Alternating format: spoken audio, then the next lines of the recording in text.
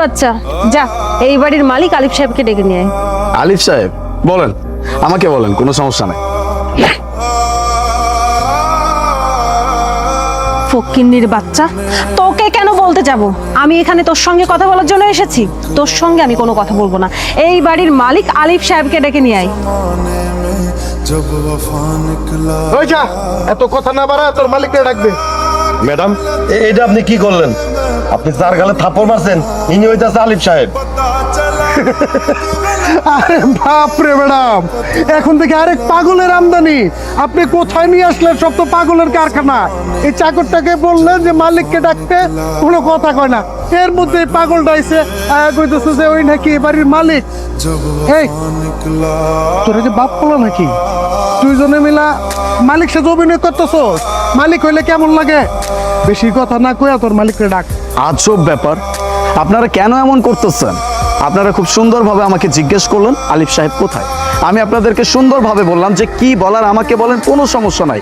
আমার কথাই তো আপনারা বোঝার চেষ্টা করতেছেন না। ডোন্ট ইউ আন্ডারস্ট্যান্ড দ্যাট যে আমি আপনাদেরকে বলতেছি যে আমি আলিফ। এই থাম, তুই দেখে আবার মুখে মুখে তর্ক করতেছস। ও চাকর হয়ে আবার মাঝে মাঝে ইংলিশও কয়। মনে হয় 5 পর্যন্ত পড়ছস, কইরা বাপে পুতে এই বাড়িতে কাম করস, চাকরের মুখে আবার ইংলিশ। ম্যাডাম, এইভাবে ওরা শুনবে না, আমি ব্যবস্থা করতেছি। ফকিন্নির বাচ্চা, এতক্ষণ যাবত আমি চুপ করেছিলাম, কারণ তোর সাথে কথা বলার আমার কোনো ইচ্ছা ছিল না। কারণ তোর লেভেলটা আর আমার লেভেলটা সমান না।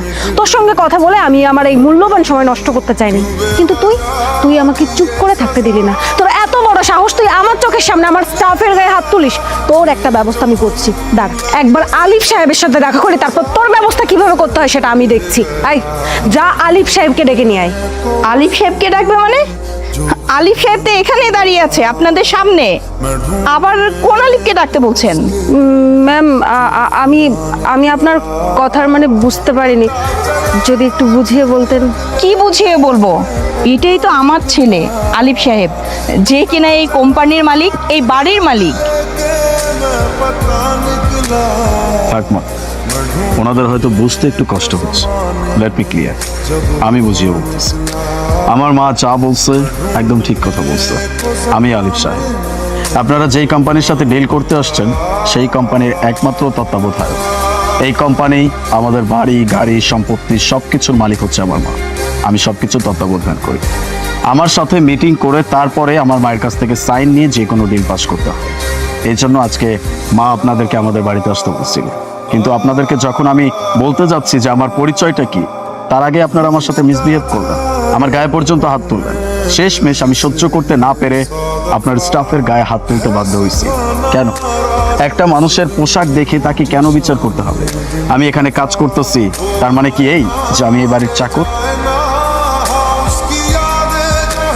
বাড়ির লোকজন কি বাড়ির কাজকর্ম করতে পারে না? আজকে আমি ফ্রি ছিলাম, দ্যাটস ওয়াই আমি সবকিছু পরিষ্কার করতেছিলাম। কারণ নিজের কাজ নিজে করার মধ্যে একটা আনন্দ আছে, আমি সেটা উপভোগ করতে চাই। আর আমার পোশাক আশাক এরকম দেখে অবাক হওয়ার কিচ্ছু নাই।